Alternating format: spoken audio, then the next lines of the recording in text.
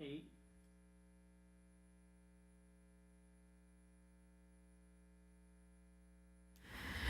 Welcome to the Tuesday, August 14th, 2018 meeting of the Long Meadow School Committee. I call the meeting to order. This meeting is being recorded and aired live by LCTV, as well as being live streamed on longmeadow.org. It's a legal requirement for anyone else to disclose if they are recording this meeting. Please join us for the Pledge of Allegiance. I pledge allegiance to the flag of the United States of America, to the republic for which it stands, one nation, under God, indivisible, with liberty and justice for all.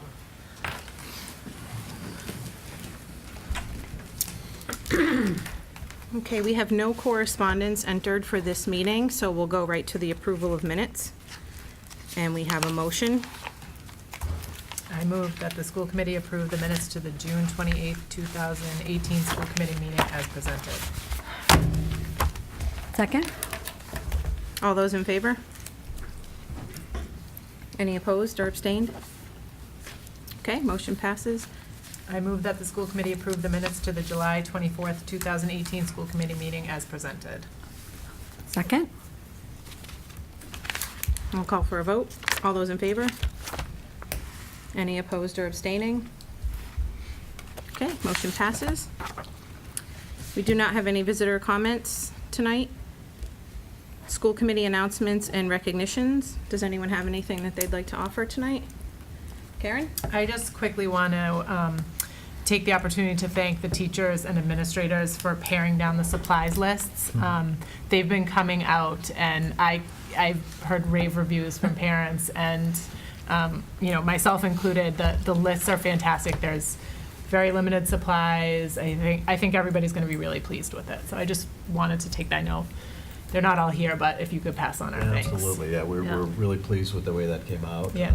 And the idea was just to create lists of just the sort of essentials that kids will sort of individually consume. And we didn't want the supply lists that were designed to furnish the needs of the entire classroom. So, and, a credit to the school committee, too, for supplementing the school supply accounts to allow us to make that happen. So it was a great investment that the school committee made in the FY19 budget. So, and Tom and worked really effectively with the principals on that.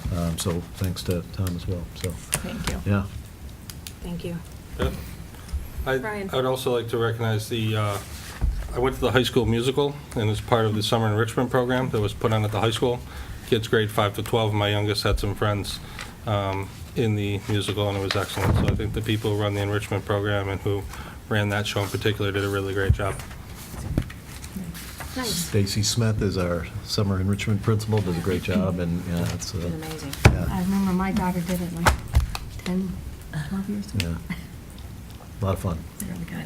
Yeah, I would agree. I think they put on a lot of great offerings every year, so kudos to them. Anyone else have anything to offer?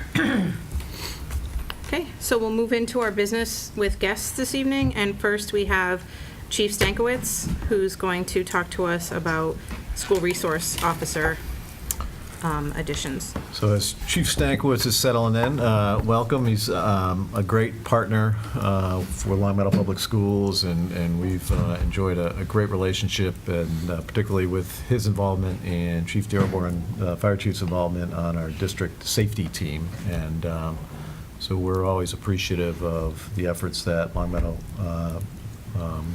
Police make to help keep our safety initiatives in place, and they advise us and direct us, and we're always appreciative. And particularly helpful is the work of our school resource officer. Right now, Pam Chaplin is the lone resource officer, and she serves all of our schools, mainly spends most of her time in the high school, but increasingly at the middle school. And so that's perhaps the reason for the chief's visit here tonight. So thanks for coming out. Well, thank you. I just want to say thank you for entertaining me tonight and entertaining my presentation, which is going to be brief in nature.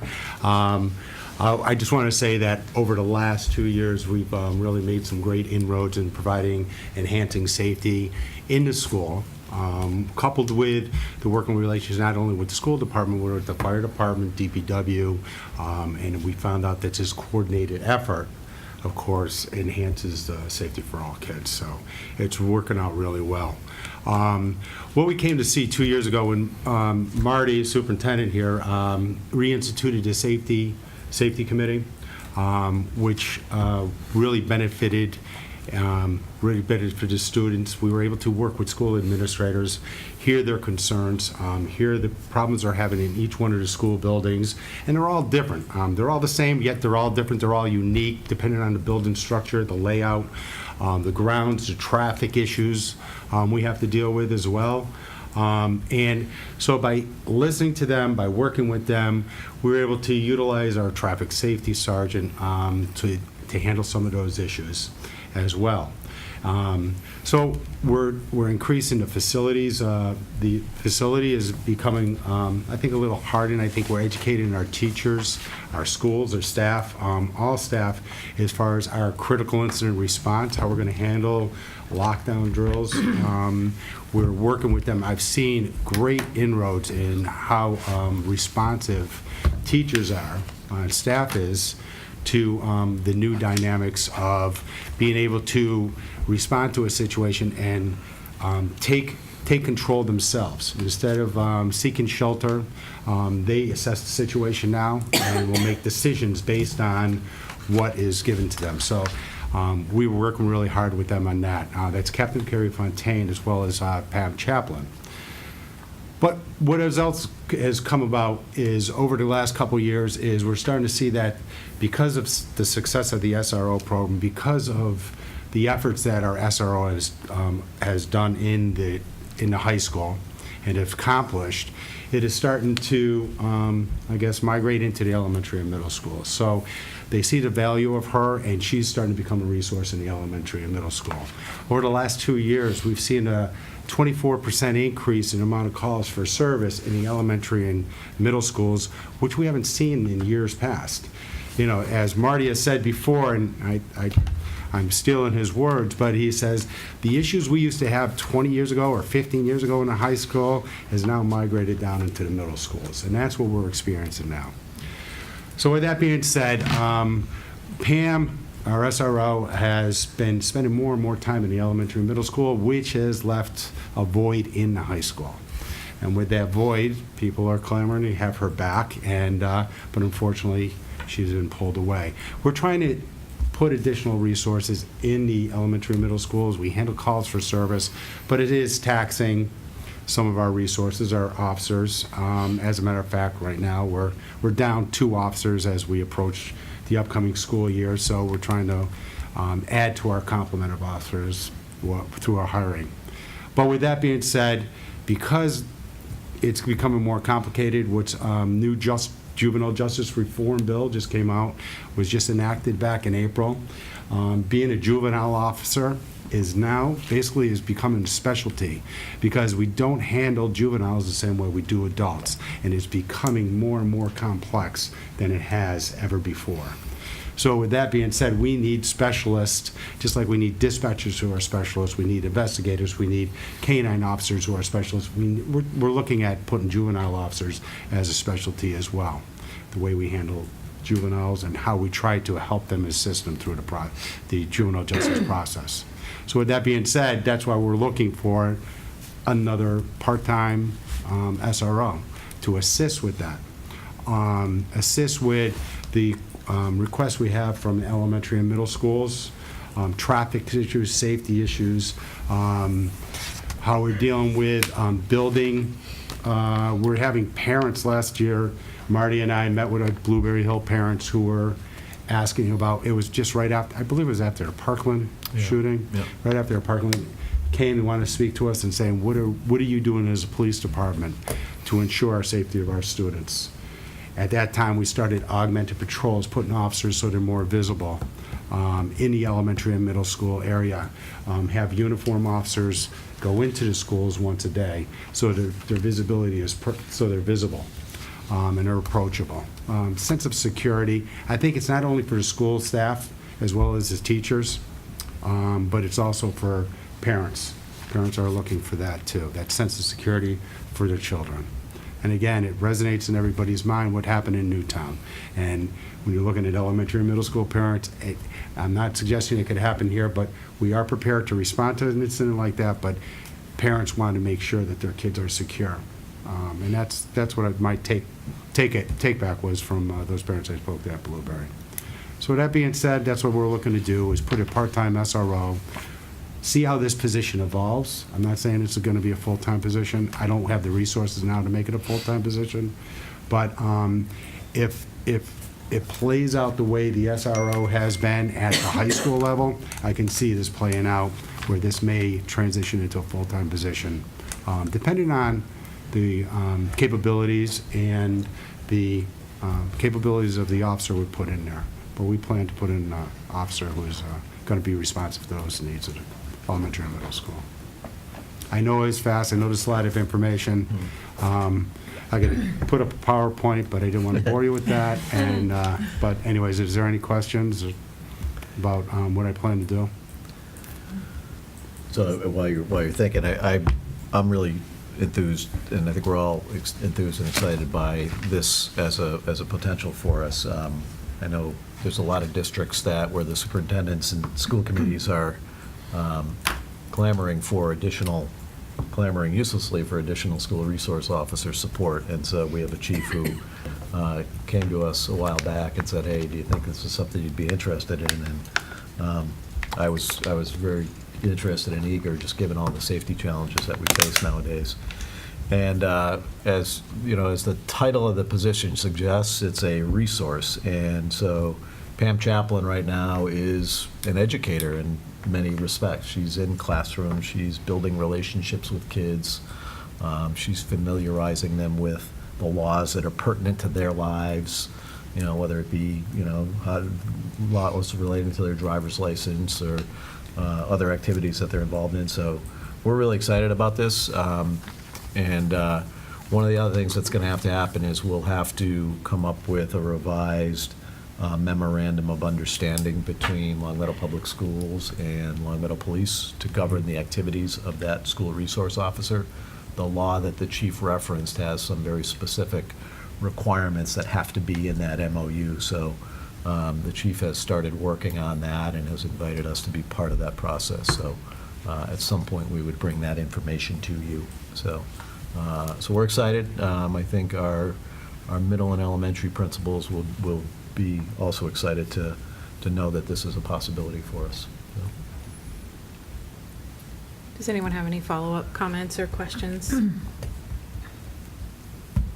I just wanted to thank you for partnering with our schools. I think Officer Chaplin is an invaluable resource at the high school, and without you having to even do a PowerPoint, I think you made an excellent case. I mean, the 24% uptick in incidents between the elementary and the middle school and the juvenile justice reform seems that there's a need for us to fill this. And my only question would be, what do you see as far as a part-time resource? Would you see the school resource officer part-time between the two middle schools and all three of the elementary, and Officer Chaplin would remain at the high school, or has that not been kind of Well, that's what hashed out? That's what I envision, is to her to maintain her status at the high school, and that would be her primary role.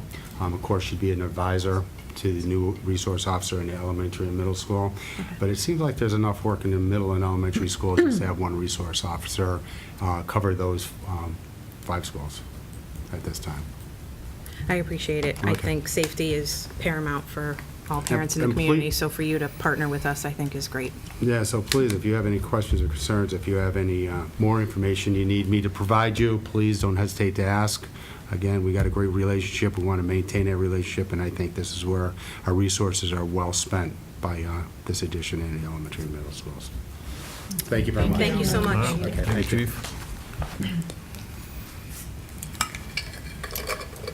So next on our agenda, I'd like to introduce our new food service director. We have Mary McKenna joining us from Fresh Picks Cafe, who was recently chosen as our new director for Long Meadow Public Schools. She's going to come and introduce herself.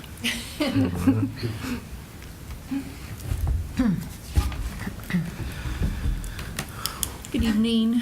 I am Mary McKenna, the new food service director for Fresh Pick Cafe for the Long Meadow High Schools and elementary school and the middle school. What can I answer? I know, it's really intimidating to be in that seat. It feels like, this is very relaxed, nobody's Right. gonna. And this is why I'm fight here, you. because I'll jump in, because your second day on the job being on TV can be a little nerve-wracking. So, my name is Chris Farrow. My official title is the Director of Business Development and Client Relations for Fresh Picks Cafe. And I've been working with Mary. Mary started yesterday. She comes to us with a great and extensive background. She is a CDM. Is that correct, right? Certified Dietary Manager. A lot of experience in healthcare, some experience in schools, really a lot of experience and a lot of talent that really lends itself to this district in terms of the multiple schools, the population that you serve is really something that Mary's professionalism and personality is a good fit for.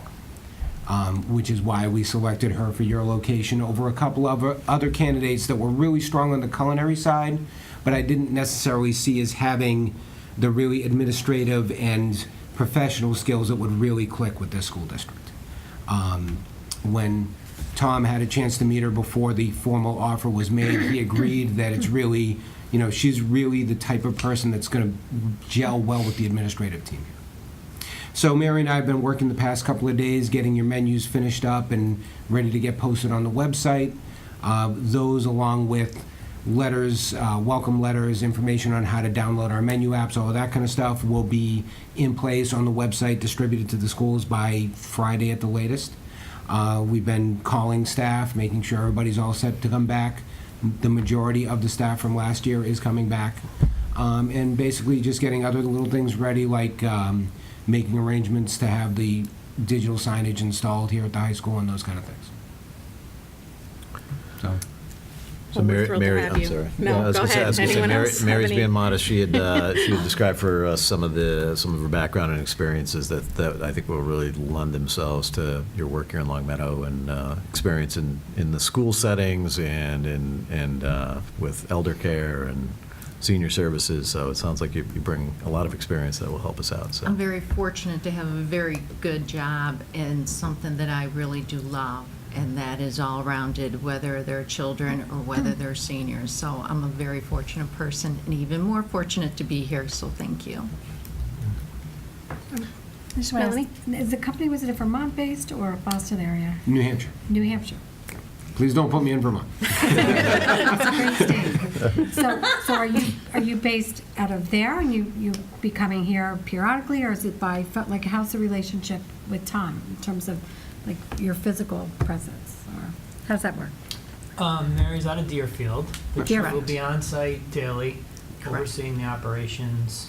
She's here this week, has some trainings at the end of the week and early next week, and then we'll be here welcoming their staff back. And we have a couple catering events right before school starts that they'll be providing services for. So she will be on site and in district daily. Yeah, good, because I'm on the food service committee. Yes. I just thought I needed a good understanding of that. And- I am the food service committee. There you go. Committee We need of to one. get to know you very well. Yeah. So Mary is on site every day, and then there's support personnel like myself that will be helping with the opening, and then, with client relation things, which I'll get into in a second. But we also have registered dietitians, Frank Gillespie, who some people have met, our manager of nutrition and training. He gets involved with food committees when you're taking on new nutritional initiatives. He'll be working with nurses in the school at the beginning of the year if we have any really complicated dietary medical needs, that kind of thing. I help more with one great example. The letter that I'm putting out later this week has a mention about the last straw, which I don't know if you're familiar with or not, but it's a movement to eliminate straws. And we put out an offer. We do some things on our own. We offer to work with schools to help eliminate straws, and as my client relation part, if schools want to move forward with that and do like a marketing campaign, that kind of stuff, that's where I come. Okay, thank you. Anyone have anything else? Well, Mary, it was a pleasure to meet you. I think You're that you'll welcome. find the rest of the district to be very welcoming as you start your new job here, and we look forward to a successful year. So Thank good you. luck with You too. everything, and reach out if you need anything. Great. Great. And thank Thanks you for so much. coming and explaining. Uh, Have a good night. You're like,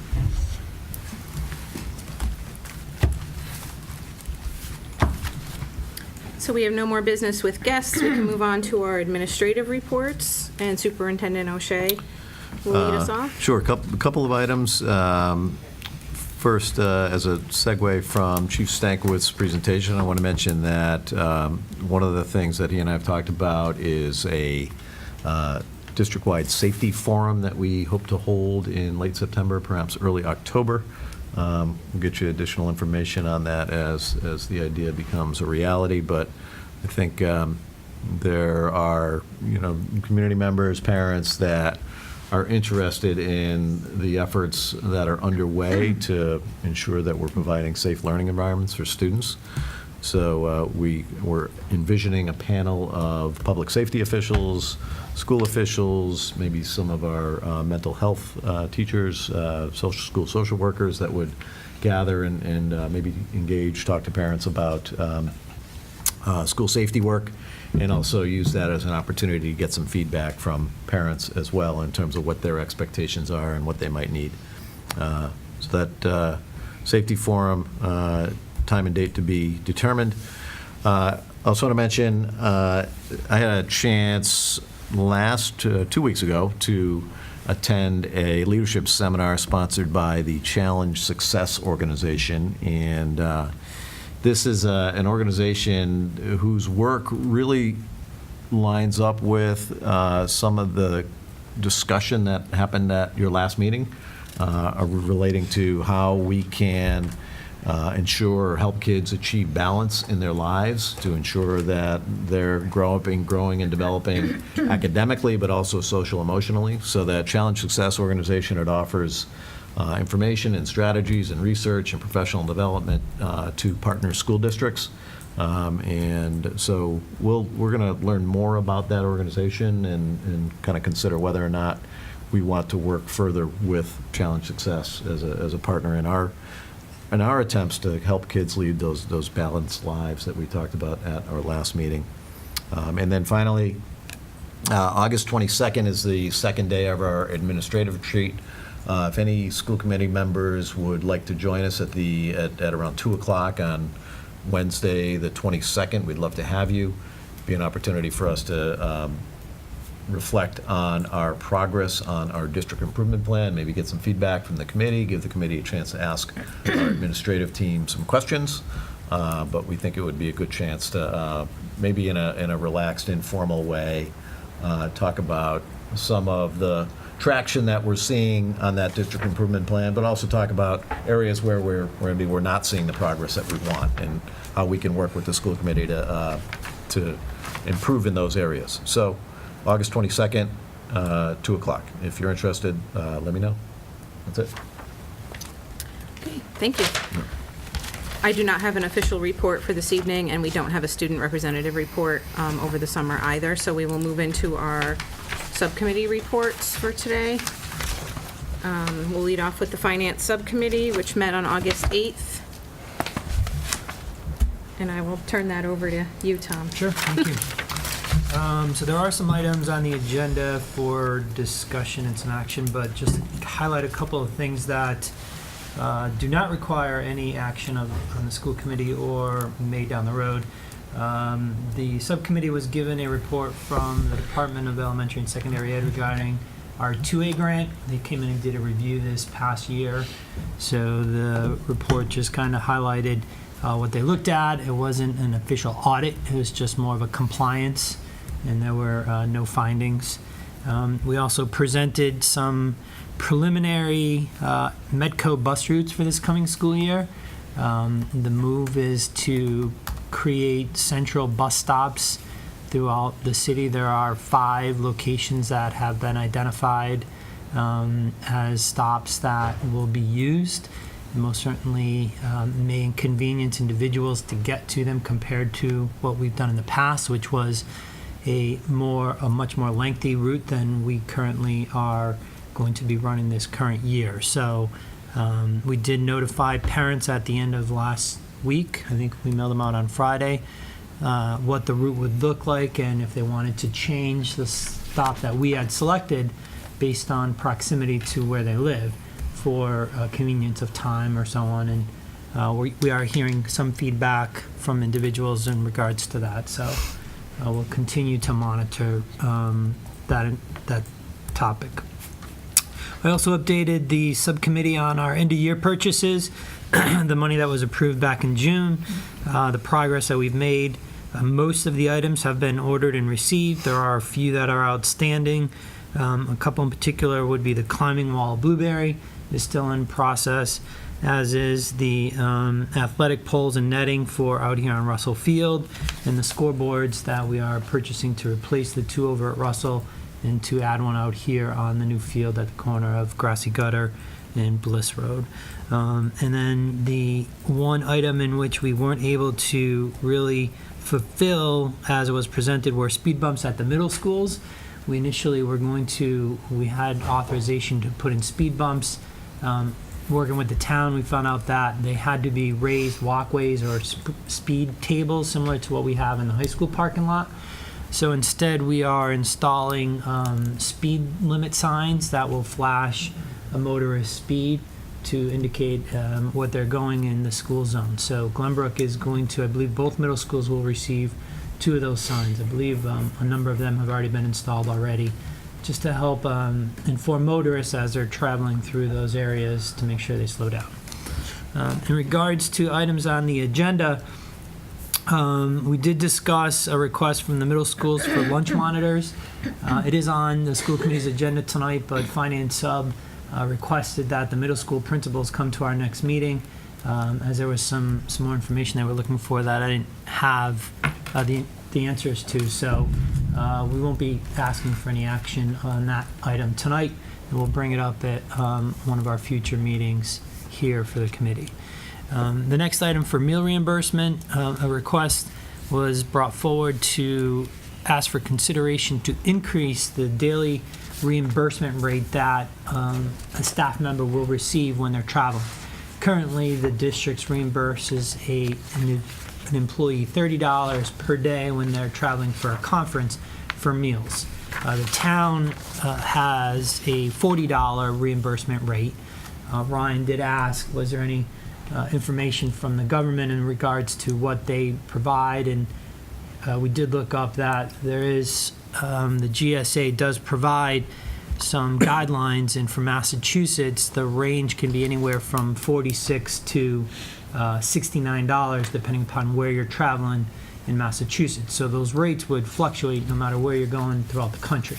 The request was to increase it by $10 up to $40 a day for meal reimbursement when an employee travels for reimbursement for meals that they incur costs on. So the Finance Sub did discuss it. They did not take a formal vote, but I do believe there was consensus on the members to support that the school committee increase that rate. So I don't know if you want to take a motion now or if you want me to address the one-to-one nurse. I guess we can open it up to any discussions or questions before we move on to the motion, and then we'll read the motion and vote on that, and then I guess move on to the one-to-one nurse, and then we can do that motion too. So does anyone have any, I know Stephanie is the chair of finance, but Ryan and I were present at that meeting as well, so any questions or comments for Tom or anyone on anything that was discussed or moved forward? Did you say we're going to discuss the one-to-one nurse? We are going to do that Okay. after we'll take a vote on the motion for the meal reimbursement, and then Tom will brief us on the one-to-one nurse, and then we'll take a vote on that. So if there's no more discussion, we can have a motion on the table, or I'll read the motion. So I move on the recommendation of the Finance Subcommittee that the school committee authorize a meals reimbursement amount up to $40 per day when an employee travels overnight for approved school-related business. Second. A second. I was there, so I figured I was going to second. Karen beat Can me. I just ask a quick question? Sure. Tom, do you happen to know when the last time either the school or the towns changed that meal reimbursement? The schools haven't increased it in my time here, so it's been at least 10 years. I would say it's probably been in place much longer than that. The town, I don't know exactly when they increased it, but I do know in their policy manual, their employee policy manual, which is on the Human Resources website, which was adopted back at sometime, I think it was June of 2016 or May, increased it, or has the increased amount to $40. I don't know if they approved the increase prior to the adoption of that manual. But I know for the school district, it's been $30 for as long as I know, Diane. I don't know if you could, 23 years, so all of your time. So, I've been an employee for 22 years. It's been 30. Wow. The GSA bases their rate on where you're going and what, excuse me, what it's likely to cost you to eat. So New York City is like $80 a day. So I think 40 is still going to be below what the federal government suggests.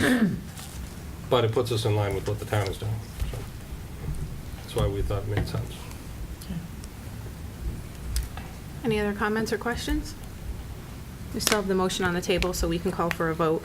All those in favor? Any opposed or abstained?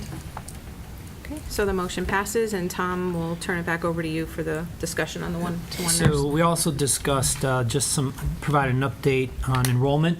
And one of the items under that topic was the need for a one-to-one nurse. A new student moving into the district has some significant medical needs that requires a dedicated medical person to be with them. We currently don't have the position in our budget, so nor does the position exist in our collective bargaining agreements. We are recommending that the committee approve a posting or the position of an LPN, a licensed practical nurse, which would have a salary range of anywhere from $18 to $24 an hour. They would be working 6.5 hours a day, 180 school days. So the salary would be anywhere from just under $22,000 up to just over $29,000, depending upon where they fall in terms of experience. So we have posted an anticipated opening, hoping that it gets approved tonight, so that if the school committee approves it and we have candidates, we can have them hopefully start right around the first day of school. So we would see how it goes for a year and then decide where we need to go from there. So the position wouldn't be instructional anyway, it would be just to address their medical needs. We have a posting. I believe we used to have LPNs in the district some years ago. We did poll some surrounding communities to get their job description and their pay rates to kind of model our position similar to the other districts in the surrounding communities. Okay, any comments? Melanie, did you still have anything that you now explained? So without any further comments, we do have a possible motion to be read. Want me to do that? Yeah, sure. I move on the recommendation of the Finance Subcommittee that the school committee authorize the posting and hiring of a one-to-one nurse. Second. Any further comments or questions? So we'll call for a vote. All those in favor? Any opposed or abstaining? No, so the motion passes. Thank you, Tom, for all of that Thank you. information, and for our finance subcommittee members who did all of that work. So we'll move on to our policy subcommittee, and they met prior to this meeting at 5 p.m. We met tonight. So we have one policy that's still out. It was put out for first reading at our last meeting, and it will be ready for approval at our 9/11 meeting, and that's JLCD, Administration of Medications. Next, the committee voted to adopt an amended revised social media policy, that's IJNDD, that we were able to provide just prior to our meeting tonight. And this has been it's been a long time in the making, so we're very happy to be wrapping this up.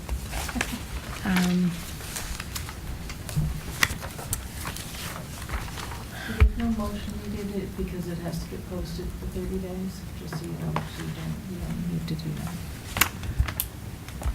Okay, great. And then we voted to recommend adoption of 3 MASC policies, and those are JJF, Student Activity Accounts, JFABF, which is Children in Foster Care, and JFABE, which involve military children. And we are currently reviewing our meeting minutes policy, which is BEDG, that we just need some clarification on a note that was added by MASC to the policy. I think that's it. Anything else? Just a quick note, when you have an opportunity to review the policies relating to military children and children in foster care, largely relates to the registration of those students and policies that would ensure that we efficiently register students who are in a foster care arrangement or who are from a military family. So, Diane, my question on that would be, we would have to, can those be, we would have to submit those to the committee at the next meeting, and would that be considered the first reading, or? Right, because we don't have it Right, tonight. yeah, so we'll have to make that first reading would be at the September 11 meeting, so. Any other comments or questions on that? So Diane, just to clarify, this is the first reading of the social media, and that'll get posted to the website for 30 days for public comment Yeah, and review? posted tomorrow morning. Okay, great. And thank you, Melanie. Oh, you're welcome. Evaluation Subcommittee met yesterday on August 13th, and I'll turn that over to Ryan. So we met, our previous meetings, a lot was about our role in the subcommittee, and the biggest one has been working with the superintendent on his improvement plan. So in your packet is that plan. We are pretty pleased with the results. The superintendent worked with us and our comments and suggestions over the past couple of weeks, and we are happy to present this to you so that we can have a discussion and vote at the next meeting. So right now, this is just for your reading. But I think Beth and Karen can agree, they agree with me that it reflected the things that were presented last year to the superintendent, and we're happy with what he presented to us. Yes, sir. If, for what it's worth, I appreciate the partnership that I've had with the evaluation subcommittee on this, the feedback that I've received. You'll see that the plan includes a professional practice goal relating to strengthening community relations, district governance, and enhancing the engagement of all stakeholders. And so there's several actions that are in relation to that component. The second component, essentially by regulation, by requirement, is a student learning goal, and that is to lead the district in further developing school learning environments that are inclusive and safe for all learners. And so you'll see that there's a focus relating to the social, emotional development of children, and a focus on developing safe, supportive, and secure learning environments. So I'm happy to answer, in between now and your next meeting on September 11th, I'm happy to answer any questions you might have or take any feedback. We do have an evaluation subcommittee meeting scheduled prior to the 11th, so if the committee if individual committee members have feedback from me, I'm happy to take that and consider it and bring it to the evaluation subcommittee when we meet prior to September 11th.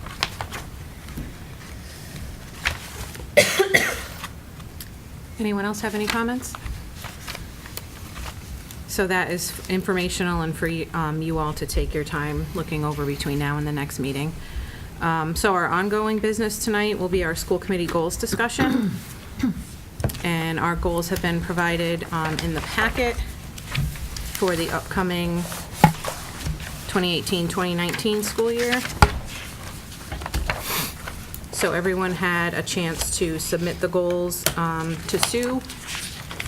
And Sue was kind enough to group our goals into some overarching, larger categories.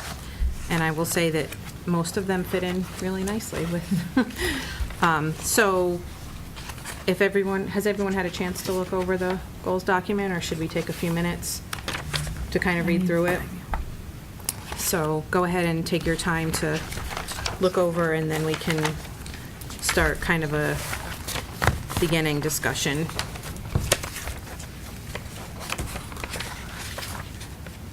Beth, do you want them on the, Yeah, that would be good if we can get them up there.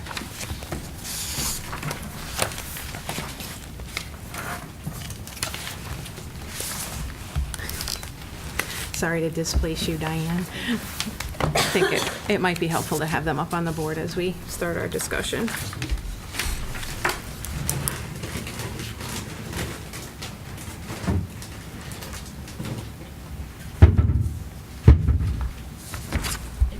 maybe double check to make sure that if you wrote a goal, it's up there, or if you've made a suggestion that it's actually up there. I counted what I thought was everybody's, but just want to make sure.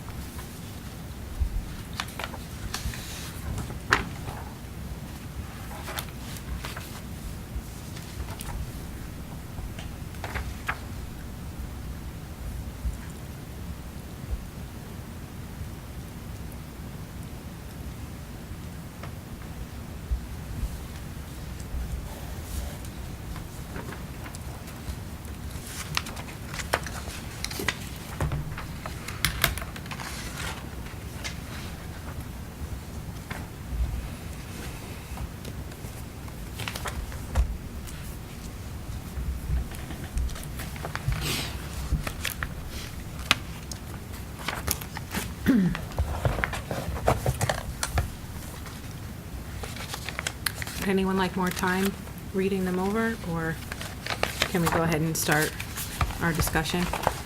Before I open it up, I think, thank you, Sue, for putting these together, because it looks like we fell into 5 major themes So each school committee member, so 6 of us each submitted 2 goals, so you'll see 12 goals on the paper, and then Sue has grouped them into 5 themes, and then gone ahead and drafted a goal for each theme. So I'll go ahead and open it up for some initial discussion or thoughts. If there's anything, Karen?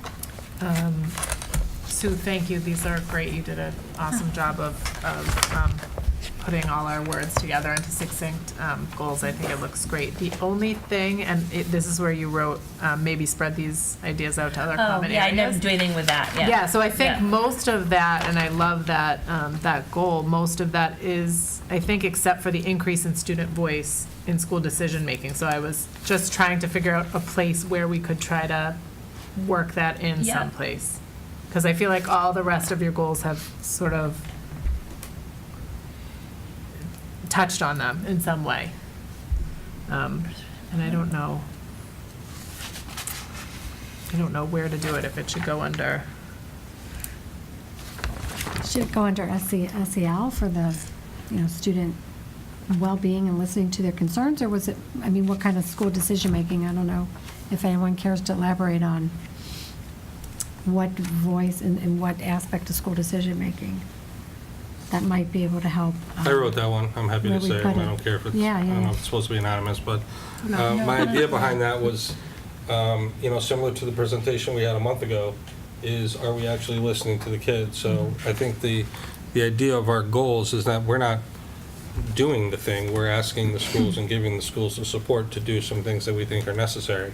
So in that case, it would be to help them come up with ways to get students active in what's going on in their schools. Obviously, the children aren't going to be allowed to make budgetary decisions for their school, but their voice should be heard by the people who are making the decisions. Ours, obviously, we have a student rep during the school year, but the schools also. So that's really the only idea behind it, was having a formal setup in the schools where kids could have their opinion heard and recorded. I think it's a great goal. I think that last piece of it is really important. I don't know if anyone sees it fitting more into our wellness and SEL or the communication. Communication? I thought the whole thing, I was thinking on the lines of communication and like the then what. I always go back as a principal to the then what. Fine, we have this information, then what? So that's why it's participation and involvement. Don't just talk to people, let's get them involved in what we're doing. So it is a form of communication, I think. That way I'm Does your limiting it. theme 4, Theme 4. does that really It does- mirror it's in your the- goal in goal 4? Or the draft goal under theme 3? Does that mirror I think it's two different different? things. you know? It didn't include the student piece, I think, right? Right. But we could certainly include the student piece there. My take on it was, and obviously, correct me if I'm wrong, Ryan, like some of those pieces, like some of it is communication, but then like the connections between the curriculum and real world applications, I felt fit really well with the support project-based, interest-based, and experiential learning and that kind of, Yeah. that's why I thought like it touched on a lot of different things. It was, I would really like to somehow put that student voice piece into one of our goals, so if we could find a way to maybe rework the draft goal for theme 3 to include that piece in it. Does that make sense? What I'm saying? It does, and does it make sense to maybe separate some of what's under theme 4 and put some of it And put like real under world. the real world and some of it under theme 3 and some of it under theme 2? I was thinking that it was already there, so we wouldn't even really need that theme 4, right, theme 4, Right, it's already right? covered. Like it's already covered in some of the, I think real world applications is pretty important, and if I could say, I would include that kind of somewhere. maybe So up here. real world applications can maybe fit under Theme 2. theme 2? too. Yeah. That would be Yeah. 2. We'll just take these one at a time. And then you thought with the decision-making, student having a voice? So So I I think, just thought that- if I could say, I think if you take the curriculum world application part out, the rest of it is kind of a communication goal. because it's about communicating with the families and about the programming that we offer them. It's about communicating with government business and creating school partnerships with them for our students. So it's obviously based on the conversations we have back and forth with them. And then the students' decision-making, it's just getting from the students what, how they feel about everything. So I think once you take out the curriculum in the real world, which I think is aligned with your experiential learning from 2, it becomes a communication goal. You plug the rest into. And it's kind of a more drawn-out version of Yeah. what's currently there. Could the student decision-making go under theme one? Excuse me? Sure. Thank you. So wellness and social emotional learning?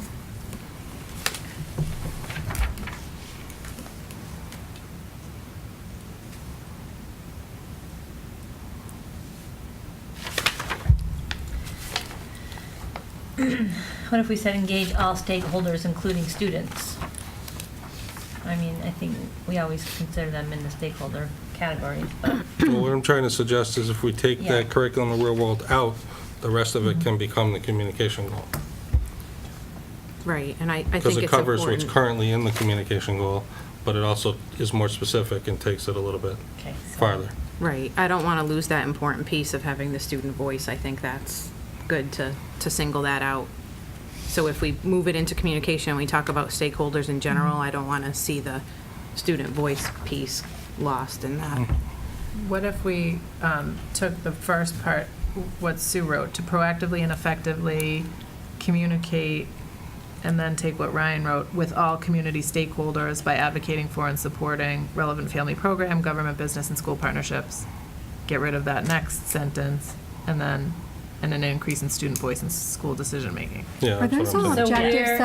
I'm kind of confused that Hang on. those wouldn't be objectives. proactively and effectively communicate with. With. Right there. Got it right there, right? there. And then you would take all community stakeholders from that goal. Put that- Oh, it's stupid, sorry.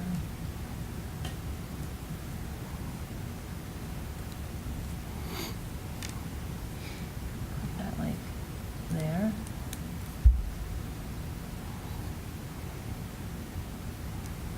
So Melanie, your concern would be that it's too I specific? think your goals are more broad. I mean, that's how I wrote goals, when I worked as a nurse. You have an overall goal, and then you list your objectives of how you're going to meet the goal. So, right, because I think we did that last year too, right? Didn't we put objectives after? I think that's how we ended up with it Yeah. at the end of the day. So what if we said that beginning, to proactively and effectively communicate with all community stakeholders, and then said something like including administrators, government, business, whatever, students, however we wanted to include that. And then we can get more specific once we do the objectives. Does that make sense? Yeah. Right, I think last year we listed the goals, and then we were able to group them into nice categories, and this component seems to already be diving into the objective part, so we've got like a little bit of that already started within this, I think. So realizing that now that we have them all grouped, we can go back and list all of our objectives, realizing that we already have it somewhat done for this specific goal, I would say. That's just a super broad goal, I Can you see think. it again?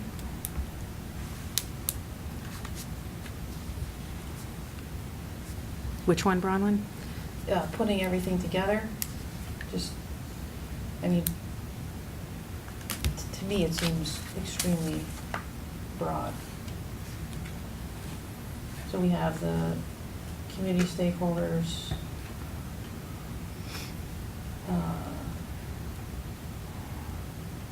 maybe, I don't know. So, did you take out some of the stuff? I kind of tried to make them like, more like benchmarks down here. Okay. See where I am here? I also, I think that the goal, I don't love the term about the work of the school committee. I love the proactively and effectively communicate with and between school admin and the community. Maybe, in order to collaborate or foster a positive relationship or something like that, but So you can take that off, yeah. And then the sentence above it, you can just copy and paste that about to build a collaborative and trusting relationship.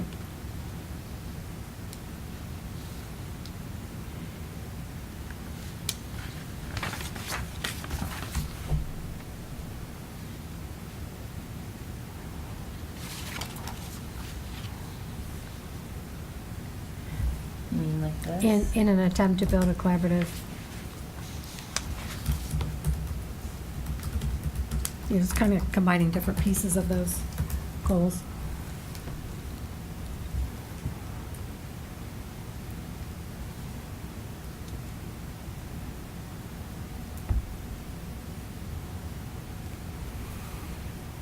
And I think realizing that we're just at the beginning of our goals discussion, so if I remember correctly from last year, once we kind of got this kind of broad framework, did we then go and send the document out? Again. We worked on it together to Yeah. kind we of took so- suggestions, right, in Right. one meeting, and then we sat down again and tried to wordsmith that again a little Right. more and brought it back at the next meeting. So realizing that we won't have it in its polished form tonight, but this is kind of the opportunity to voice your suggestions or even follow up after the meeting and send Sue an email with possible suggestions on how things could be worded. But it's good to just get a general discussion going about how you feel about these goals and the grouping of them and any suggestions in terms of how we would achieve them or the objectives, and then we can start working on that. So just overall feedback. I think you're close. I think we're. I think it's always nice to see that the committee is, for the most part, on the same page with what we're looking to achieve in the district. I like that most of it was tied in with our district improvement plan. Really great. So do you feel the best way to handle it is to offer any more suggestions as we have it up on the screen? Does anyone have any other input, or do you feel like you want to take it and kind of delve into it on your own and pass our suggestions on to Sue via email? So are we ending up with 5? Or I think we only It'll have be four. four four? this But we're summer. going to end up with 4 then. And how do we feel about 4? And if we're going to stick with those 4, I think we should work on the goal part together, just for those 4. That's my opinion. Just like we did with that, because we kind of done with, not that it's a final draft, but we Right. kind of reworded the goal for communication, so we have 3 more, if that's what we're doing. Yeah, we can go Do you line wanna by do it? line and start with theme 1. Just with focusing on the goal. On the goal. Because Mhm. Can I just ask a question? Are Sure. these like SMART goals, or are they like we hope to beat these? Do you know what I mean? Is there going to be some type of Check-in. measurement that we Mhm. got there and things like that? I think that's a really good question, and I think our intent with this is to do, to mirror somewhat of what Superintendent O'Shea would do with his own professional practice goals. So I think our intent is to kind of do a mid-cycle review and check in and find out where we are with our goals. I would certainly not want us to set goals, put them up on the website, and then not look at them again until June and say, did we Right. achieve this or did we not? I don't think that's very successful. So I think what we would like to do is do like a mid-cycle review, check in possibly after the first of the year, and then maybe do a revisit in May before the school year ends and see, do an assessment would be my desire. I don't know how the rest of the committee feels on that, but I think it's important if you set goals to be checking in.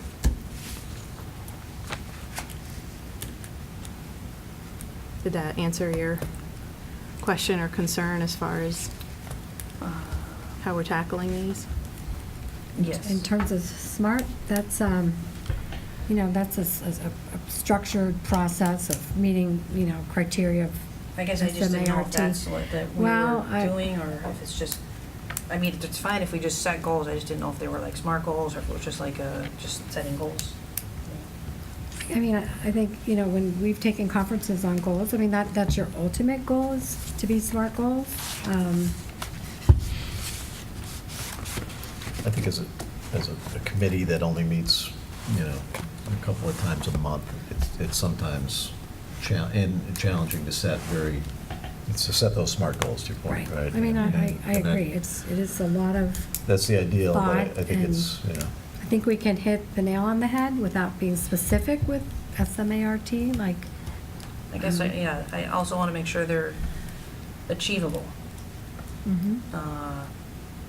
I think they're all really, really good. I just want to make sure we can achieve these, and then, like you said, check in and see, if, you know, measure and see how we're doing. I think that's where the benchmarks come in, right? Mhm. If you list benchmarks that are achievable and measurable, and, but it does, you know, I mean, the more you get smart, the more, you know. Sue, did you have some input on that? I just think some committees set goals, or they set like frameworks for their work on the school committee, and when they take on projects or they talk about, you know, important topics that are not just routine stuff, they look at the goals and they make sure that they're within their purview, you know, with, okay, these are our goals. Is this conversation we're having in that parameter, does it make sense? Are we moving towards the right way? So maybe they're more like guidelines in that respect than goals. I'm not sure.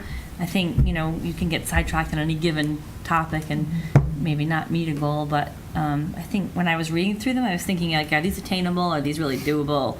And it looked like, for the most part, yes. Yeah, and You I know. think if you think about goals as helping you decide what gets on your agenda and perhaps what doesn't make your agenda, Thanks. what types of reports you're asking for from the administrative team, and what types of reports you're not asking for, what types of data that you want. So I think it's, they are broad, but I think that still provides you the framework that you'll need to do your work. Karen? I think we talked a little bit about this last year too, because I think it is a good framework, and it almost sits as like a mission of what are we looking at this year, like what do we want to try to accomplish, more like our mission as opposed to, you know, Superintendent O'Shea's are very specific actions that he's going to be achieving. Ours are more like, this is where we see the district moving. This is where we want to move the district, and how can we help administration to get to this sort of mission. That's I think how I see these goals. Kind of like a framework for decision making. Yeah. Right, I would totally agree, and I think what Marty said, they can somewhat drive the agenda in terms of what we're looking at, so we'll get data and benchmarks. But I think the tricky part about goals is to realize that we have a committee that changes every year. So I think they're realistic.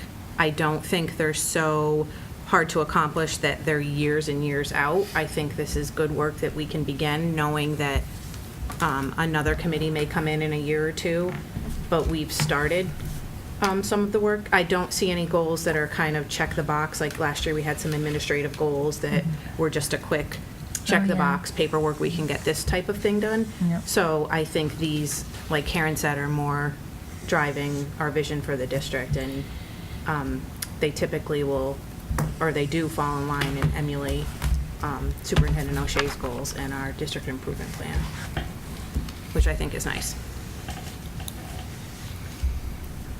So if we don't have any other comments, do you want to go through and start with theme 1 and just, like Melanie said, look at the draft goal projection and kind of work on each goal and get feedback on that? Sure. So we'll start with the wellness and social emotional learning, and our draft goal is up on there.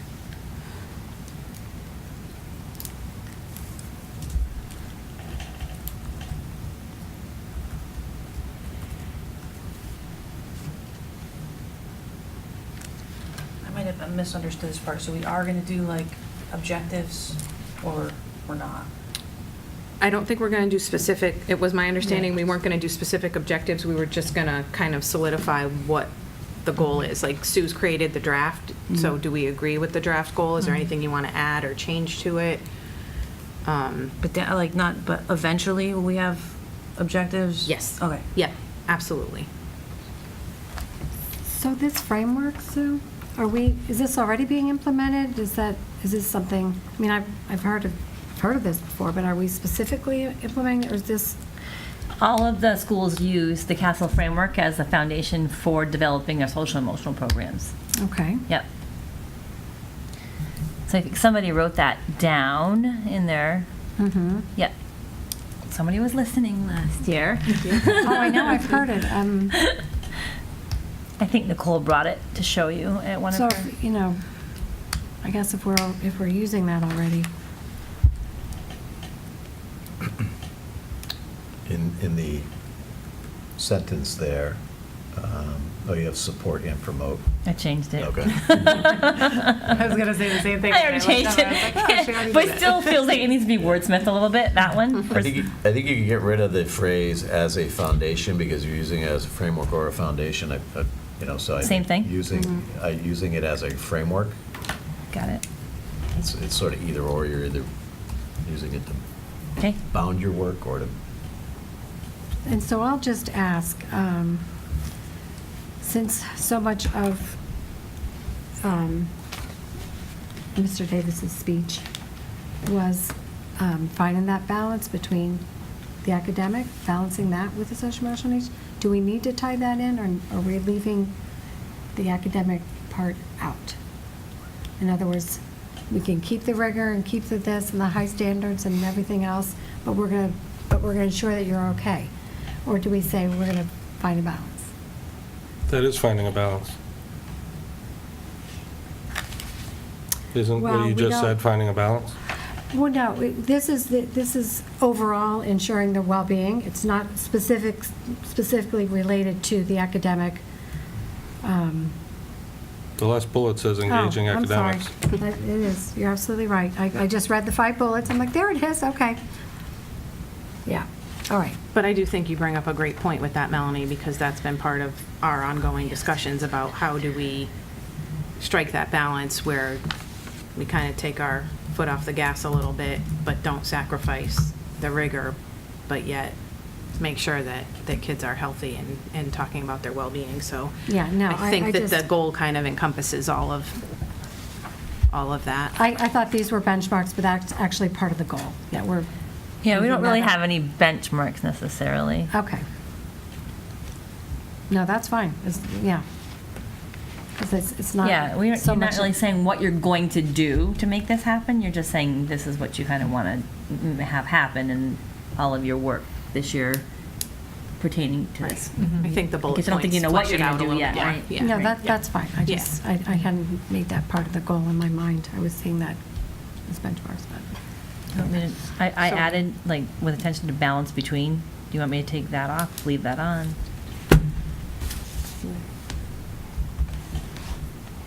Are we gonna be able to come back to the goals after we do some objectives? Or is it just like goals are written and then, are they fluid? I mean, after we have more discussion about the, Oh, I think right now this is all fluid and a work in progress, like, they're completely workable, I think, until we decide they go on the website. okay. So I think there's opportunity for change and feedback throughout the whole process. Okay, thank you. Yeah, we'll take a vote on goals at some point, not tonight, but at some point.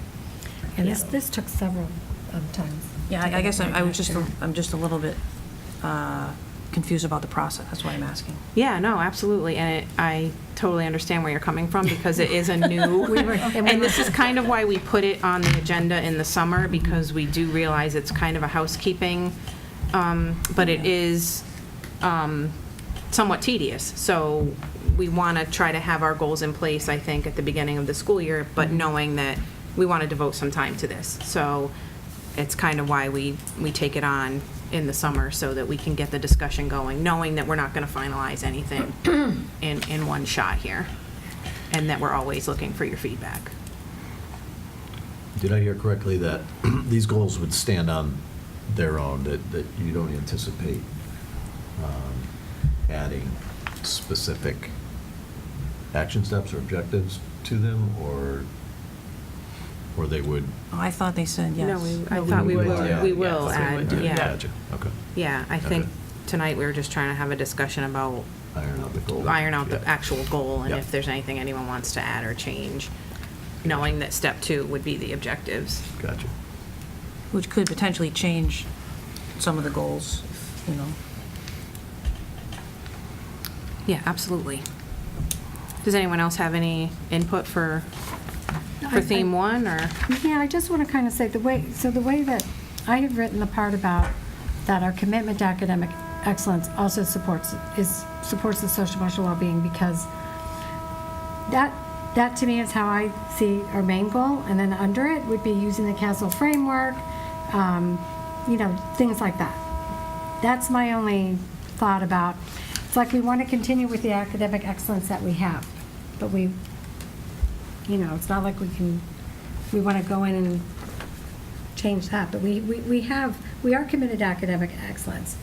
So we want to make sure that our students are healthy along with that commitment. So that's how I look at that whole meeting that we had, with the Davises.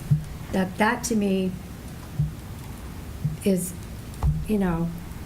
keeping our academic excellence that we're all here for and all want, but also keep it. And then under that would be your more specifics. I didn't see it as a goal being specific with that framework, but that's part of our overall goal of maintaining, So what if the goal said, we'll engage all stakeholders to sustain the district's commitment to academic excellence while supporting and promoting the well-being of students? yeah, and it can even be of, physical, by supporting the physical, social, emotional health of Yeah. the students. Like, that's, to me, that's just what I got out of that. And not specifically making a goal of implementing CASEL into our, using that to maintain the well-being. We're already doing that. We're already using CASEL in every framework. But if we want to really specifically get at what I feel has been, brought to our attention to address, it would be restating the goal and not using that goal. Because we're kind of already doing that. Does anybody understand what I'm saying? I do, yeah. I understand what you're saying. I would just say, Sue, I don't know if you want to chime in, but I hear what you're saying, and I think when I look at it, I look at the very raw goal that each member submitted. So I think, and I don't want to speak for you, Sue, but I think when you look at the draft goal, really academic excellence is only mentioned in the 1. And I think if you're looking at the raw goal as presented, it's easy to, I think, loop them into more of the social emotional learning. Yeah. Because they are all very specific to like health, wellness, well-being. Those types of words are all, that's just the way that I see it. I don't know if that's the way. I just tried to get everyone's thoughts into one goal. Yeah, I'm not and put it biased in in one. one way or the other. That's- I see, Marty, I lost you after stakeholders. I'm sorry on that, but it sounded really good. I would see these as objectives, this, under theme 1, like implementing evidence-based CASEL, I would see that as an objective or a benchmark, move forward, engage, like, those to me were benchmarks, but I don't care if that's just the way that I see this goal. But if you want to leave it as a general SEL that we have pretty much in, I feel like we have that already in superintendent annual plan. We have it in, the goals. We have it, it's, I don't know. You want to see it a little more You can reiterate, you can just, to detailed me, and that's talk just about the kind of balance. reiterating that we're using CASEL to Yep. meet emotional and. So it's like our physical- continued commitment to academic excellence as well as supporting the social emotional needs of students or something along those lines. I guess that's better, yeah. What did I just say? I got it. I think. If you, let's say the Davises just left, and we had to summarize in one sentence what their goal would be, do you think their goal is to implement CASEL or like, I guess that's how I look at it. They walk out, and I say to myself, what would they like us to do? Or what have they brought forward to us? And that's what I would make that goal. And however you want to summarize that is, I guess I look at it opposite. I look at, if you take the Davises out of the equation, what is the overall concern of people in the district? So I don't want to narrow it down to like, I appreciate one family coming forward to give us that starting point, but I think if we don't even include them in the equation, I think all of these things are of a great concern to people in the district. yeah, I certainly So- don't mean to only address that family. It's like when they walk out, what issue do you feel you're left with as a community?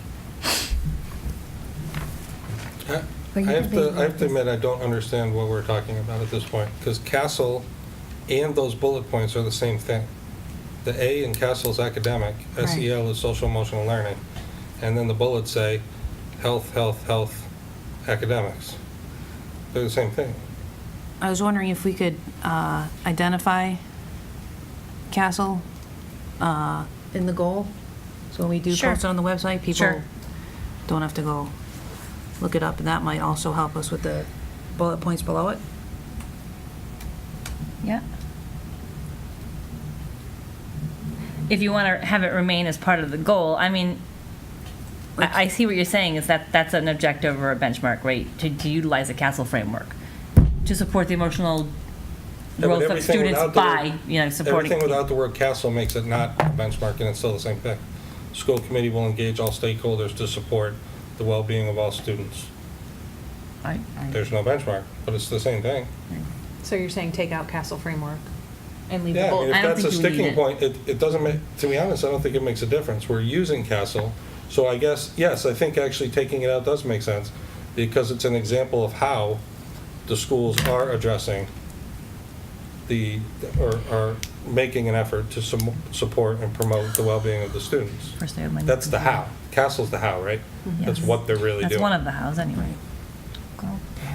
Yeah, I just don't see it as any different than what we're doing every day on a daily basis. So if we want to be different as a school committee goal, but if you want to just use that we're implementing throughout the whole district, and then we'll just continue implementing what's being implemented. We'll set that as our goal. All right, so my question is, why would we not?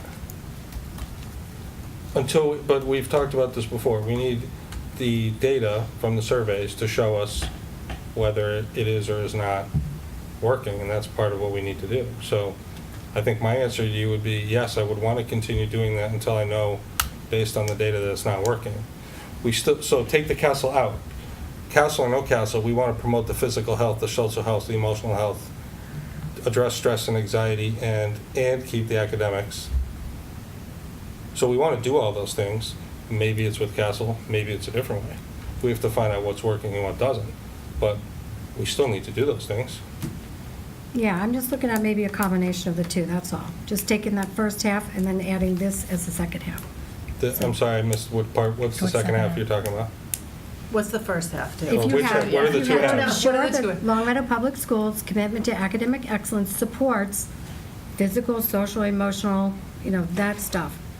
And then you can get into examining if Castle's working or not working, gathering your data points, implementing evidence-based, or engage, whatever you had here for other objectives. I just see that as combining the two. That's where you could say, the school committee will sustain its commitment to academic excellence while, will actually, Sue, I'm sorry, will engage all stakeholders to sustain the district's commitment to academic excellence while, Can I oppose the word while? okay, Because that makes them seem And, like they yeah. can't be, I'd rather and, yeah, because we're doing them both at the same time. yeah. Don't do while, erase while, please. No, you just erase, go to the and you already got. Keep going. Delete. Delete what? Right here? Yeah, right at support, where you are. Just bring the and to support, I don't know what you're talking about. right there. Delete, stop. Delete. Stop. And you can be specific, you can say, and support the physical, social, emotional. You can list as many as Yeah, you want. because there's there. no benchmark tied to those, there's no percentages or number, so. Right. And then it's, So you're gonna get then it rid of makes your that. point, You're gonna yes? get rid of that first will sustain its commitment. So Right, get- so it'll read the school committee Will will engage. engage. I mean, Yeah. I think reduction of Get rid stress of the and two, anxiety yeah. goes in with emotional, right? Yeah, I You would know? agree with you too, on And that one. engaging academics, we've put that now in our goal.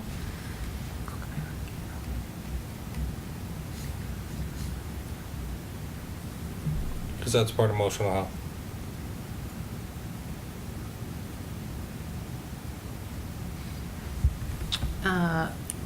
When we say engaging academics, I think you can take that out of I'm there, just wondering if that's, because you put it in your goal. You take that yeah. fourth bullet out. Mm-hmm. Because it's already in the statement above. Yeah. Yep. I think I And moved that and up the from. engaging academics is picked up in your second theme. So then as your Yeah. benchmark, you can say evaluating the effectiveness of Castle, or, Yep. listing 4 or 5 other things. That's just kind of where I was coming from. Yeah, the benchmark will be analyzing the data. And a seeing number of if it- other things. Developing programs that alleviate stress and anxiety in students. I mean, that's another thing that somebody had as a goal, that could now be a benchmark to Yep. see if there is room for developing those programs. Allowing creativity, more creativity in the classroom with teachers and how they teach. Maybe it's the method that they teach. Maybe it should be more going outside, whatever someone else mentioned somewhere else. I mean, there's, Yeah. I feel like that opens the door for coming up with some great benchmarks. I would agree. I think that goal is in good shape. Yeah. Thank you. Thank you, everyone, for the input on I'm that one. taking draft off. So we'll move on to theme 2, which was the support project-based, interest-based, and experiential learning. And our draft goal there, Turning it purple.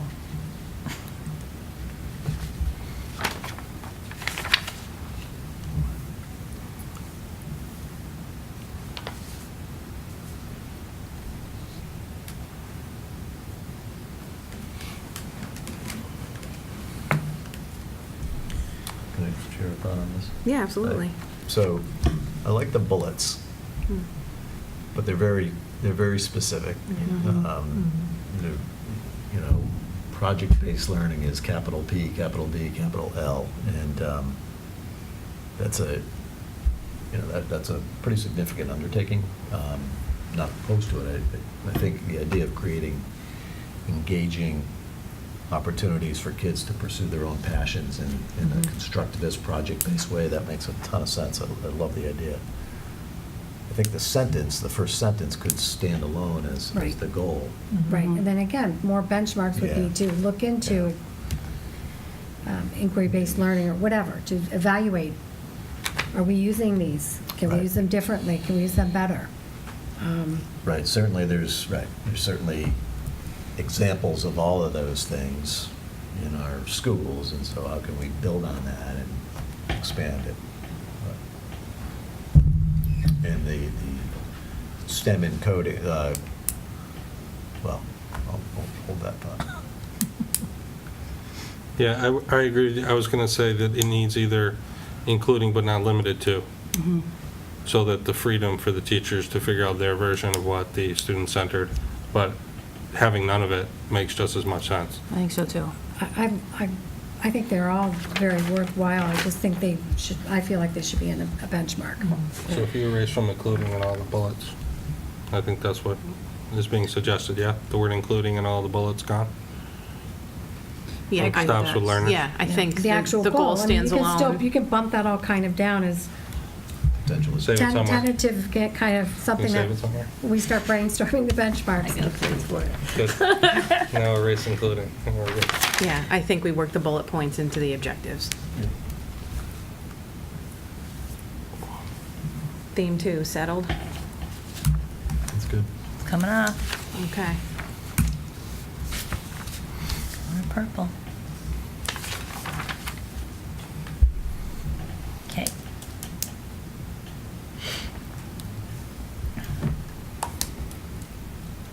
This one should be easy.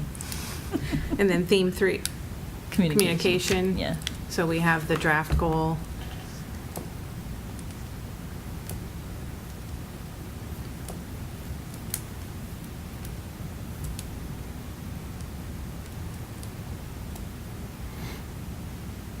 So there are some objectives on there, because some of the stuff you had was more objective looking. Right, so the idea is Yeah. push everything after buy, Yeah. buying everything down Yep. into your Yeah, special yeah, file where you're exactly. keeping that. Okay. Did we already do this one, though? Right, don't delete that entirely, because those will all become our, I'll move the We'll goals work- to a separate sheet and then keep Yeah. keep We'll this work for your off notes. those. Yep. for the objectives, I think. So my question is to build a collaborative and trusting relationship, I feel like it needs a width, or you, That's the community stakeholders. You want to be more specific about who they are? I can put To the build parentheses. trusting and collaborative relationships, yeah, I think that makes sense. because then it refers back to your stakeholders. To build trusting and collaborative relationships. In order to build. Maybe in order to foster You saying to Collaboration? proactively build trusting and collaborative relationships with all community stakeholders that way? Do it that way? And there's a lot of community stakeholders that we might not build a trusting relationship with. I don't know if that Okay. fits. I mean, I think it fits really well if we're talking about like the school administrators, maybe the staff and stuff, but all the What if it community just said stakeholders all, would be. what if it just said all stakeholders? Well, if we don't define it, then it's defined as we go along.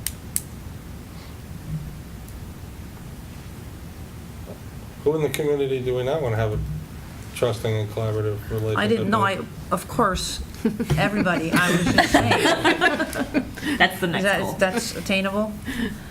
All? Well, it didn't say all, it just said community stakeholders. No, it said all. No, it does now, she just typed it. No, it said all But look. community stakeholders. Let's see. Magic. I don't even know if you need community, I guess. Right, stakeholders seems like it's, I think that Sufficient. language too is taken from the DESI standards too. I feel like I remember seeing Is it? that in the evaluation. You know, Is there- it's like do you have another community one? stakeholders, and that includes like what I'm parents, saying? students. and all Yeah. that. I think that's Businesses, local businesses. It's a pretty popular. It's everybody. It's- Phrase. Yeah, I think it's I just just the- thought with did school think admin that's what it and the is. community. Well, that's, yeah, I mean, that's, I think it's that's more what I, personal if we that's what say I the put on my community, goal was but- school administration and community. Because I think that covers everybody then. But so does stakeholders. Stakeholders should cover it too. I don't care which words we use, but I, that's Well, kind of I what, mean, if that's we're where I talking was about coming from. stakeholders, we're talking about people that hold a stake in the public school, Long Meadow Yeah, Public it School should District. cover As everybody. opposed to, somebody that is in the community but doesn't care about the school district. I you just know? think community is more personal as opposed to stakeholders. Yeah, I like having both words. So then you would list on your objectives, how are you going to We manage? get to the buy after. Right. Yeah, how are you going to manage that? What are your, Relationships, plural? Are we putting that in parentheses or taking the parentheses out? I thought they wanted to change this around. So you got to take out the A if we're going to go plural, right? To build collaborative and trusting relationships. Maybe foster instead of build? I'm not sure. I like that. Mhm, That's better. Yeah, I like that. I think build implies that we don't have that Right. yet, and we need to build it, and we have it, we just We want should to just encourage it. support it a little more. Your community stakeholders, you see that as including members of the Long Meadow community, but also teachers and educators, Yes. administrators as well. Mm-hmm. Parents. Yeah, that's where I was Yeah. wanting to make sure Like you wanted to effective. that the administrators, teachers and staff know that, especially with some things that have happened in the past, that that's a huge goal for the school committee. So I, not that it has to be singled out, I just want to make sure they realize that's,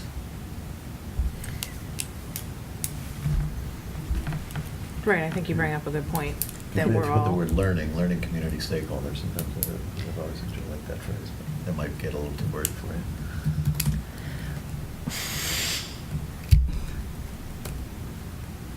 I mean, I understand what you're saying, because I specifically put school administrators and the community, but that's because that's where my direction was going with this goal. That was my thought.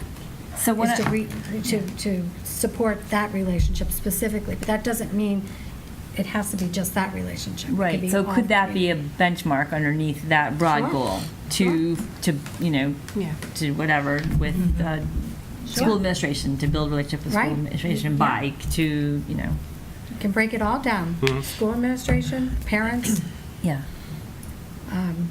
teachers, yeah, you can break it all down.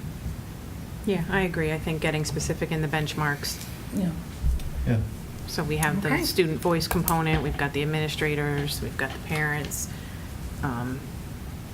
But it's Yeah, broad because enough maybe for the there's goal. one aspect of each of those three that we can do a little better, or different, or change, Right. as we brainstorm a little bit.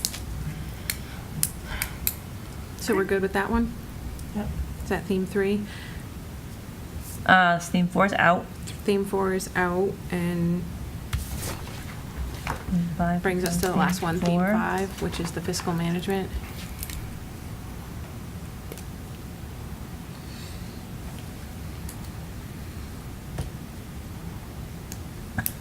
Ignore this down here.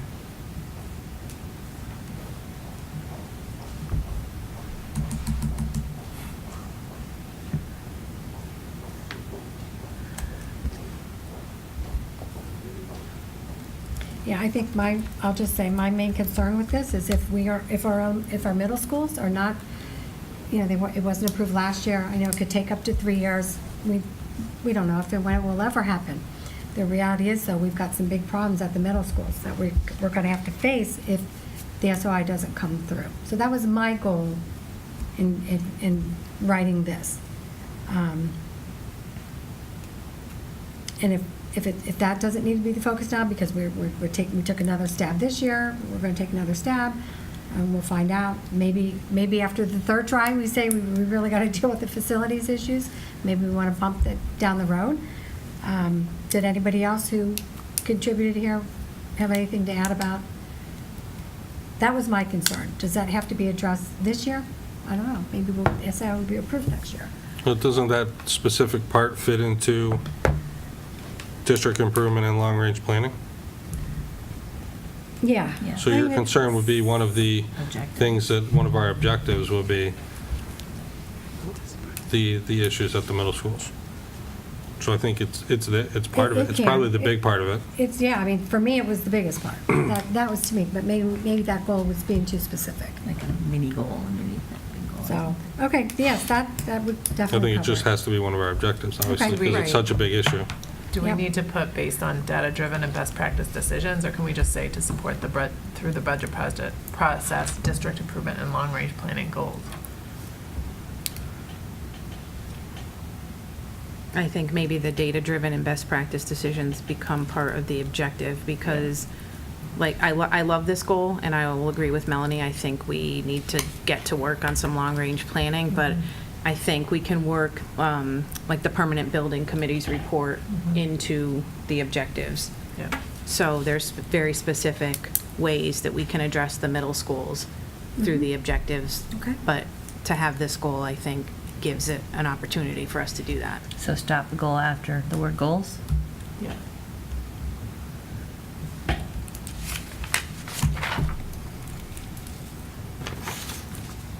Anyone else have feedback on that one? Or thoughts? Is there an extra space? Thanks for doing that. I think it's helpful to see where we're all kind of coming from. Yeah, I think it's good to work on it together, and we don't have an opportunity to, I know it makes the meeting a little bit longer, but it's nice to go point by point and be able to all have our input. And certainly, we can do it So we have almost like one.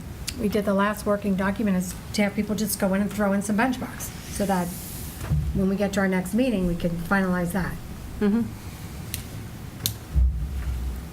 Would you like Sue to, volunteering for Sue here, would you like Sue to send out another Google form requesting some action steps under each goal? What do you see your next steps as to prepare you for your next meeting? Would that I think be- if you're planning on having some benchmarks or objectives underneath each goal, then I think that's, if you've decided on the goals as they are, then that would be the next step, right? So I think we can I do a think Google so. form and, yeah. So their objectives are like more specific, short term, what can we do? What steps we need to take to reach the larger goal, right? Build a new middle school, easy things like that. So now that we have the goals solidified, you'll send that document out, and I will. then do you want to work together on compiling the Yeah, objectives? Yeah. And I think last year, that's how we Yep. kind of yep. shared it, and we, So we're not Put it all meeting together. anymore in August, like for, we wouldn't want to do it at that meeting, right? That one meeting in August that we have. we will not meet in August. You just have your meeting on the 27th. That one meeting, right? So Right. we won't do that. We'll do the joint meeting Okay, with the so we select have a board. bit of time, which is good. Okay. Okay. So we'll all look forward to that email from Sue asking for our actionable items, our objectives. Right. And that's how the process will kind of evolve from there. If that makes sense for everybody. So moving on from our goals discussion to our team building exercise. So we have the doodle poll here. This has been an ongoing discussion to get the school committee together with admin and the superintendent to do our team building.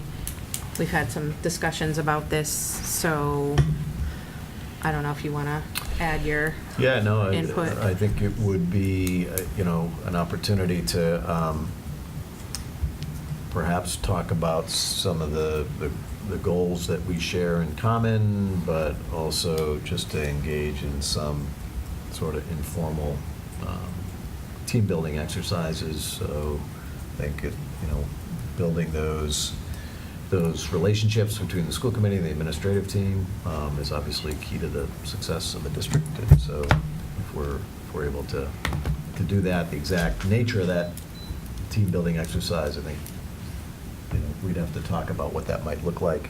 The MASC has resources, the Superintendent's Association has resources. Patty Grenier has volunteered to be a thought partner on that as well. So it looks like the dates, that you don't have a date where everyone can make it, but it appears you have a few dates where 5 out of 6 of you could attend. I just want, sorry. Oh, go ahead. Who wants to go? I was just going to say, I just had a couple questions about some of the dates that we have listed on our doodle poll, because I'm to assume that the administrators will be at this as well, right? That's the working assumption right now. Okay, so- And I have not polled them. Okay, but so that was my, Yeah. that's my follow-up question, Yeah. because, so I know on the 13th is the middle school back-to-school night. Okay. So, I think that starts at like 6:30 or something like that. Yeah. And then on the 27th is the elementary school back-to-school night. I'm not sure when I think the high school is like the 20th.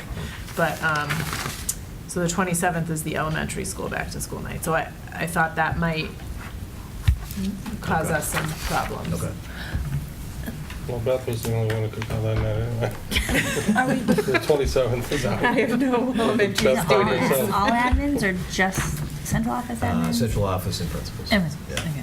well, that's gonna be hard. Yeah, and it's unlikely that we're going to get everybody Yeah. in one room at one time. but- Yeah, the ones where everybody else is available but not me, it's because school ends at 2:20 and I don't leave when school ends. So being Oh. here for 3 will not happen for me. That's the 25th and the 11th and the 25th. That's just not possible. And we also have school committee meetings Well, on that's- the yeah, 11th and the that's- 25th. That was my point, to back up like a 3 to 6, 3 to 6 PM meeting, or 4 to, and then go into a school committee meeting. Yeah, I didn't know if we were planning on canceling the meeting that day or. Having it in Yeah, I lieu was of the like, meeting. those were some of my just, Yeah, so that's on the 11th. housekeeping kind of. 11th and the Yeah. 25th are school committee meetings. Okay, so we'll take those out. I think the most appealing date seems to be the 24th, so I'm going to go, because I'm the only person that didn't check that box, and I can't, off the top of my head, remember why. So I don't know if that's something I can shift around, but I think I'll go back and look at the 24th and confirm that I can do that date, and then send that information to you, Marty, and you can poll central office and admin and see if that's a good working date. And then meanwhile, I think I will reach out to Patty in terms of whether she wants to facilitate or offer herself as a resource, either or, in terms of, how we want this to look. But I would certainly want the committee's feedback.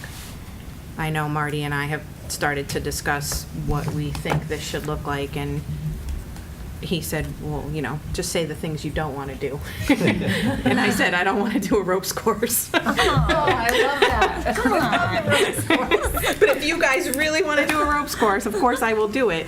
But that was just off the top of my head. A couple of years ago, I brought my staff to the one in Camp Wilder, run by Long Meadow's own Brad Miller.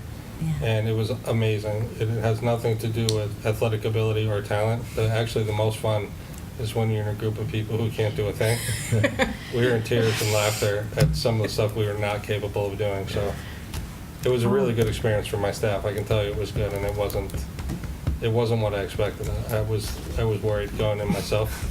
Yeah, we were looking at that last It was year. really good. Because It was East cool. Campus at Springfield College Yeah, they does do the it same too. thing, Yeah. Yeah.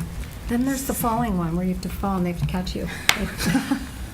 I think didn't do that. most, sort of generally, when I think about team building, you can do it in relation to goals. That might be boring and dull and completely ignored. Something fun.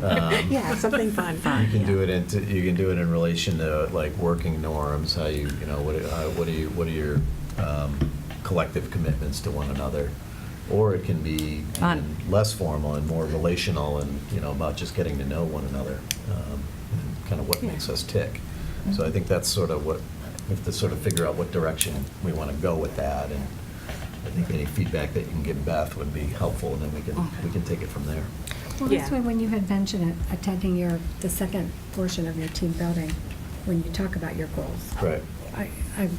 That's helpful for you to say that, because if we attend that, then we can kind of bond over goals and leave that one out. Right, you can leave that, yeah. If we're able Yeah. to attend.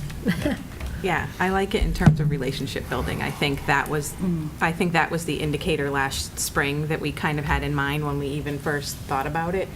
But I would just welcome you guys to give me your feedback. Like, if Ryan and his staff have done things that have been great and have worked, let us know. If you've, in your job or your whatever part of your life, have done it and recommend anything, shoot it my way, and we will get that rolling. And I will work with Marty to make sure that, he's polling the admin, and we'll come to a good date and get it all. Could be a combination of Yeah. a few different activities. A hike up Mount Tom and then discussion, picnic. Hiking. Well, you could still. I'm in. You could do that and then have a little meeting. Yep, I'm open to At the any top of the mountain. suggestion. Ropes course is not off the table. Actually, it might be really fun, given what Ryan just said. So whatever you guys want to do, I'm open. I think the importance is to do it. So I'm open to all suggestions. So grab me whenever or shoot me an email, and we will keep that conversation going. So then I will turn our last business item of our K-8 handbook over to Marty, and he can bring us up to date. So the latest iteration of the handbook is before you, and we hope that it reflects the feedback from the last meeting. And just generally, the changes that you'll see are that I rewrote the introduction. I think you had some concerns about the softness of the language or how it might read, and so rewrote the introduction. We brought more consistency to the policy references. There was some lingering grammatical things that we fixed. One of the most significant additions is the addition of an Appendix C. And this Appendix C is the procedural safeguards document that was put out by the Department of Education. And this is a document that is designed, it's annually sent to parents of special education students. And so, based on what we heard at your last meeting, we thought it might be a good addition to the handbook. Acceptable use agreement is in there. The word policy is still in there a couple places because it just kind of generically refers to school policies with a small p, not your school committee policy. And then finally, there was a question about the skateboarding language, so we broke it out where it makes it clear that skateboarding or rollerblading in school is not permissible, but hoverboarding anywhere is not allowed. So those are some of the changes. Now, there is one additional item that I want to bring your attention to. Beth and I chatted about this today. You'll see in front of you a hard copy. It's stapled, and it's an equality and education statement. So you have two versions of it. One is, second page is the version that's in the handbook, and that was in your meeting packet.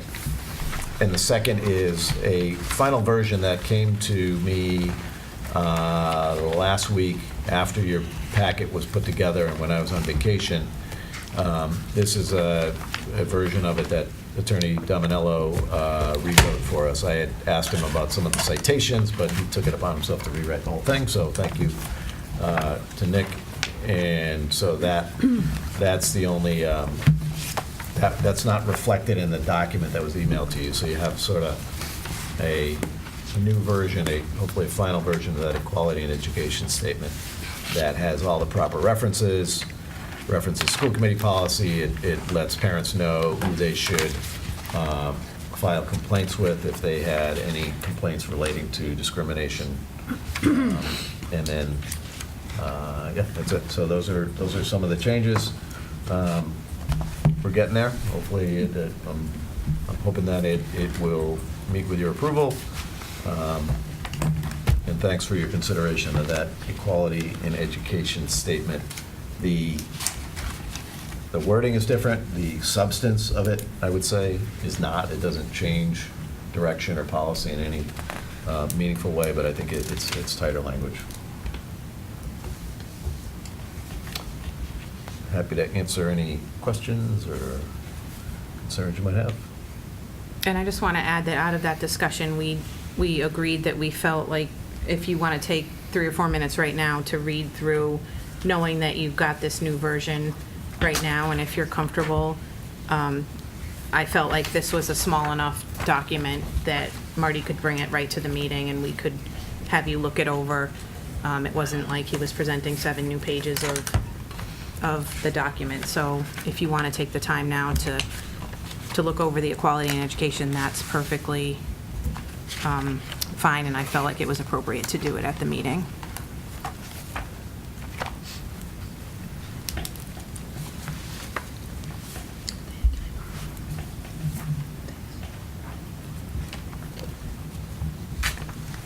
Marty? Yep. Why is the Director of Pupil Services highlighted? No reason. Okay. I think it was, it came to me that way electronically. Okay, We should all right. have taken the highlighting off. Okay. Yeah. It doesn't change. The Director of Pupil Services has always been our point complaint person for discrimination claims. So no change there.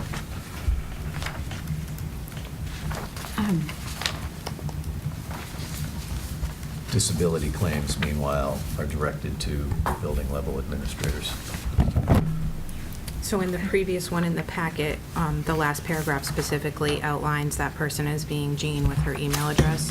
Yeah, And in we- the new one, we're just going to list it as director, Yeah, we knowing could- that that person may change down the Right. road. Or We could do it either way. If you felt like Okay. you wanted a specific name in there, we would just annually update it. But if you felt like it's better just having it as a generic title, then I understand that as well.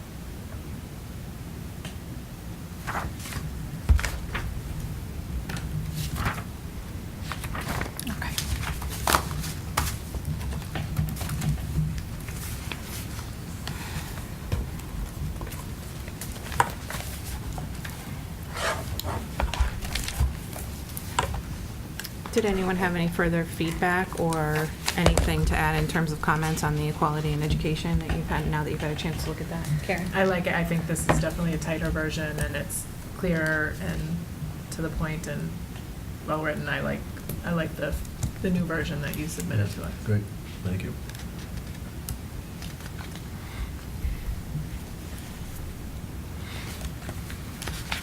Anyone else? Nick's good with it, I'm good with it. Yeah, I agree. I agree with Karen and Melanie. I liked this when you showed it to me. I think it's an improvement on the original. Anyone else have any comments or further discussion on the document as a whole, now that we've had opportunity to have it presented to us and give Marty our feedback? And if there, did you have some? No, I was just yawning, I'm sorry. Okay. Truth be known. So this is exciting stuff. Stop. So if there's not anything else, we can go ahead and go ahead with the motion that we have on the agenda. I move on the recommendation of the superintendent. Oh, sorry. Did Diane have I some? changed the date, to today's date, because we're going to change it because of the equality in education. For my Right, we're sake. voting on it as amended, So- like the, Yeah, I would just. I'll yeah, change as when I- amended yeah. August 14th. Okay. okay. I move on the recommendation of the superintendent that the school committee approve the K-8 student handbook as amended dated August 14th, 2018. Second. All those in favor? Any opposed or abstained? Seeing none, the motion passes. Thank you, and we'll publicize that and get it into the hands of the administrators and teachers and the community. Great. And thank the team again Yeah. that worked on that and saw it to the Yeah, finish line. And special thanks to Diane for all her editing work and formatting and working off of some old files that were, Yeah. so, Yeah. thank Big you. undertaking. Yes, thank you all. Seeing we have no new business, and we do not have an executive session scheduled for tonight, we can call for an adjournment. I make a motion to adjourn. I second. All those in favor? Who seconded? I seconded. And we are adjourned. Thank you, everyone.